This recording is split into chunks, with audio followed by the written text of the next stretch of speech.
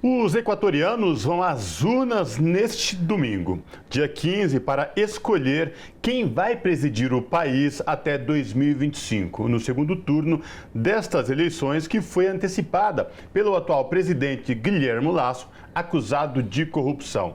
As duas candidaturas na disputa, representadas aí por Luísa Gonzalez e Daniel Noboa, representam projetos políticos e econômicos distintos para a sociedade equatoriana.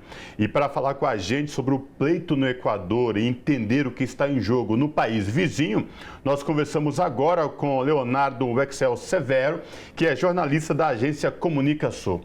Leonardo, tudo bem? Prazer te receber aqui no Revista Brasil TVT. Seja bem-vindo. Prazer é nosso. Estamos em sintonia aqui com a TVT desde Quito, no Equador.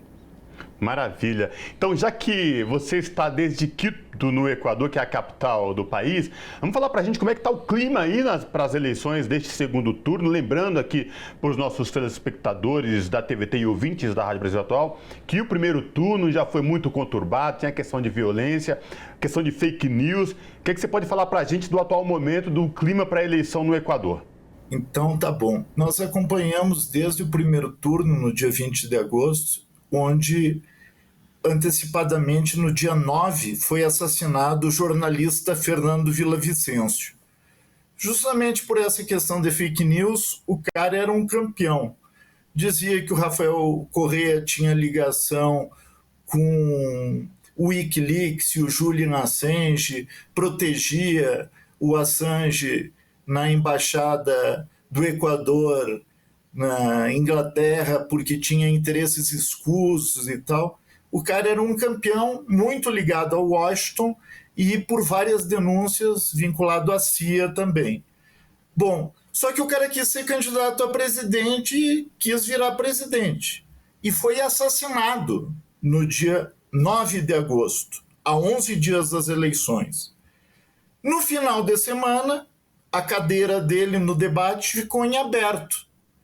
E todos os candidatos tentaram insinuar, de uma forma ou de outra, e os fake news se alastraram, tentando culpar a Luísa Gonzalez, que é a candidata do movimento Revolução Cidadã, e do Rafael Correa, como os responsáveis, como se o Rafael Correa tivesse um interesse no seu assassinato. Bom, então a Luísa Gonzalez, que despontava como vitoriosa no primeiro turno, e aqui para não haver segundo turno, ela precisaria ter feito 40% dos votos e 10% de diferença do segundo colocado. Ela conseguiu os 10% de diferença para o segundo colocado, mas ela fez 33,6%. Faltou uma margenzinha de 6,4%, justamente pelo que tu falou, Cosmo, desse fake news, dessas mentiras, manipulações. E há uma grande concentração midiática aqui nas mãos do setor bananeiro, né? O país é um dos principais exportadores de banana e camarão do mundo. E esse setor é dirigido por uma oligarquia que não permite a organização sindical. Nós temos vários exemplos das empresas Noboa, que é o opositor a Luísa, que simplesmente assassinou a trabalhadores, né? E tem isso documentado já desde 20 anos, várias denúncias na Organização Internacional do Trabalho. Temos agora casos de mulheres e crianças que foram contaminadas, né, com pesticidas, produtos cancerígenos, e não há qualquer tipo de controle, há uma impunidade do governo central equatoriano com esse setor mafioso, que trabalha voltado à exportação, mas de costas para o país. Então nós estamos vivenciando um momento de muito fake news aqui, estamos num estado de exceção, qualquer momento pode entrar alguém aqui, colocar o pé na porta, tentar me prender sob a justificativa de que eu estou com algum explosivo, ou com alguma droga, ou com algum produto ilegal, justamente porque tentam forjar uma realidade que não existe. Por quê? Porque houve grandes concentrações, grandes manifestações populares. Nós estivemos presentes aqui no sul de Quito em apoio a Luísa Gonzalez, com milhares e milhares de pessoas, só que isso não aparece na grande mídia. Hoje eu estava procurando ter mais informações aqui sobre o comício de ontem em Guayaquil, e os jornais simplesmente desconhece. Os 11 principais veículos de informações de Guayaquil não falaram absolutamente nada sobre o final da campanha da candidata do Movimento Revolução Cidadã. Então, o pessoal, as pessoas acabam captando por osmose, pela relação que tem, pela vivência, que há uma manipulação, que essa manipulação é séria e que visa justamente impedir a vitória de um governo nacionalista, de um governo progressista, de um governo que fala em industrialização, em geração de emprego, em fortalecimento do mercado interno. Agora, eu gostaria de falar de um caso muito específico do assassinato do Vila Vicêncio. Acompanhando a cobertura do Comunicação, há uma notícia de pessoas executadas na prisão, pessoas que foram presas por conta do crime, né, do assassinato de Vila Vicêncio, teriam sido executadas na prisão. Gostaria de ouvi-lo sobre isso e o que isso pode impactar no resultado do pleito nesse próximo dia 15 e o que pode impactar também na figura da Luísa Gonzalez nesse processo eleitoral, já que você bem colocou, os outros candidatos vêm tentando vincular a figura dela a esse ato criminoso de assassinato. Então, como eu falei, isso já impactou duramente no primeiro turno e foi o que possibilitou a eles uma sobrevida, né? Agora nós temos no segundo turno, de um lado, o candidato dos banqueiros, o candidato do setor bananeiro, o candidato do setor dos camarões, né, da exportação, que é totalmente de costas ao país, que não respeita direito social nem trabalhista. Durante o governo do Correia, nós tínhamos cerca de 60 e poucos % de trabalho formal, hoje é 30 ou menos de 30. Então, bom, eles estão tentando voltar ao poder ou se perpetuar no poder, esse setor direitista, com as fake news. O que eles estão fazendo? Vamos recapitular um pouco. No dia 9, quando o Fernando Villavicencio foi assassinado, teriam que ter sido investigados o seu corpo de segurança, porque ele estava ali com o pessoal do Exército, estava com o pessoal da Polícia Nacional, com força pública, com toda uma estrutura. Esse pessoal deixa que o seu motorista, o motorista do Fernando Villavicencio, que estava num carro blindado, vá para o outro lado da escola onde ocorria a concentração e vem um carro sem blindagem, coloca ele para dentro, todo mundo se abaixa e deixa o cara receber 3 tiros na cabeça. Então, é óbvio que foi uma armação, né? Óbvio que foi uma armação. Bom, a pessoa que ia assassinado, o assassino,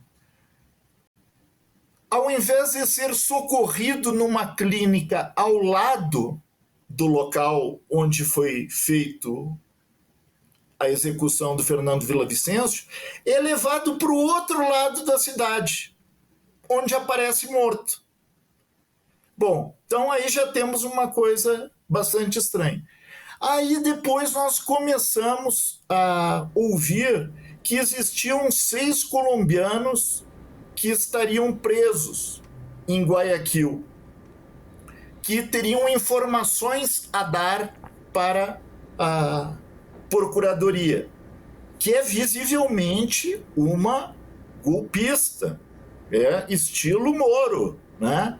Talvez um pouco pior, para vocês terem a dimensão. Totalmente vinculada à CIA, assim, de uma forma escabrosa. Bom, essa procuradoria tenta de todas as formas vincular os 6 ao Correia.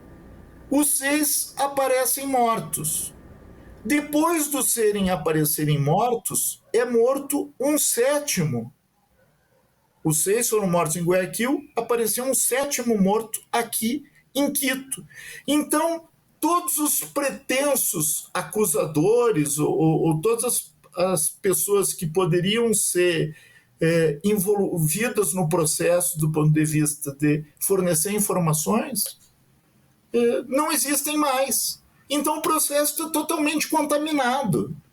E aí, obviamente, a mídia fica propagando, porque os Estados Unidos tinha muita relação com Villavicencio, por conta da sua antipatia ao Wikileaks, que denunciou os crimes dos Estados Unidos em várias partes do mundo, no Iraque, no Afeganistão. Bom, então, essa é a realidade que nós temos. Desculpa te interromper, mas nosso tempo está chegando ao fim, mas eu tenho que te fazer uma pergunta muito pertinente no que diz respeito ao que foi o debate, né? Queria que você trouxesse aí, você que está em Quito, pudesse relatar para a gente como que foi o debate, como que a candidata correísta saiu nesse debate, ou no Boa, e a questão dos indecisos, né? Isso pode influenciar, não pode? Queria que você falasse também dessas duas questões aqui para a gente. Pois não. Bom, o último e único debate entre os dois, porque isso é um fiasco, né? As formas como eles fizeram para manipular as informações e castrar as pessoas de terem acesso a dados. No debate anterior, onde participou todo mundo, ele era um dos 7. Na verdade, um dos 6, porque o Villavicencio apareceu morto e não deu tempo para o Christian Zurita, que era o representante do movimento Construi, aparecer ali na cadeirinha. Mas então ele fez uma intervenção para a geração TikTok. Intervenções muito curtas, já pré-estabelecidas, direcionadas para serem editadas e depois serem disseminadas. Dessa vez não. Dessa vez foi um cara a cara, direto, reto, onde a Luiz Salles demonstrou, porque ela foi coordenadora dos ministros do Rafael Correa, teve um papel destacado também na Assembleia nos últimos anos, que ela demonstrou a qualidade da sua intervenção, a experiência, a combatividade e o seu compromisso. Na boca da Luísa Gonzalez se ouve a palavra pátria, se ouve a palavra nacionalidade, se ouve a palavra soberania nacional, se ouve o combate ao entreguismo, a defesa do Estado como motor do desenvolvimento. Nele, não. Nele é precarização, é desestatização, é privatização, é entrega dos recursos. Claro que de uma forma mascarada, mas aí ela, de uma forma firme, consegue demover, desestruturar o raciocínio do cara.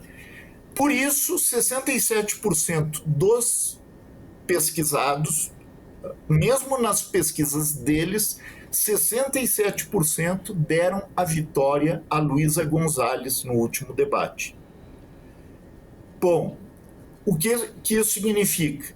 Que entre 15% a 25% das pessoas mudaram de voto. Se 15% a 25% mudaram de voto e cerca de 70% acharam que ela ganhou, ninguém vai mudar de voto para andar para trás, para o retrocesso, para votar no pior. Tudo indica que ela será a vencedora nas eleições agora deste domingo. Quais os riscos? não sabemos o que pode vir a ocorrer nessas poucas horas que nos separam. Porque aqui, como no Brasil, infelizmente, nós estamos na mão de um grande cartel privado que tem condições de influenciar na eleição no sentido de que vença o pior. Então, são momentos em que tanto a Luísa Gonzalez como o Andrés Arauz, que foi o candidato do Movimento Revolução Cidadã a presidente da outra vez contra o banqueiro Guilherme Mulasso e perdeu, e que é agora candidato a vice-presidente, e que é uma pessoa com muita consistência, diz o seguinte: nós temos que ganhar nas urnas e estamos mobilizados para vencer nas ruas, nas urnas e nas ruas, porque esse é o caminho para que o movimento Revolução Cidadã retorne ao poder e impeça os golpistas de cumprirem com o que está tramando o Washington, né? O governo norte-americano. E sobre as eleições presidenciais no Equador, conversamos com Leonardo Severo, que é jornalista do Comunicasul, que faz uma cobertura in loco desde Quito sobre esse processo eleitoral, pleito que acontece nesse próximo dia 15, domingo. Muitíssimo obrigada pela sua participação conosco e por trazer essas informações direto aí do território onde vai acontecer o pleito. Eu que agradeço, convido a todos a acompanharem pelo comunicasul.org a nossa cobertura aqui. Estou junto com o companheiro Caio Teixeira, de olho nas eleições. Abraço. Abraço.